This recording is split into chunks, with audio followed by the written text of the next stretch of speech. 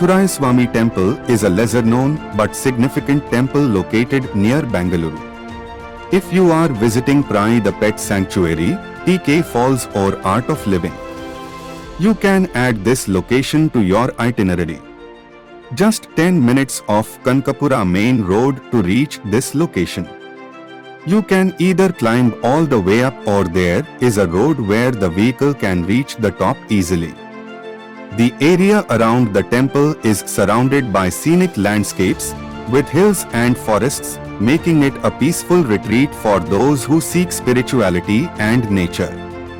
The Muthurayaswamy Temple has roots in local folklore and traditions, which are linked to the local worship practices of the people living in the region. The temple has no roof or any shed. Muthurayaswamy is mostly seen in the form of pillar. This is an ideal destination if you are a nature lover and want to avoid crowd.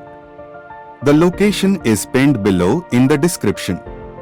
Keep following for more. Thank you.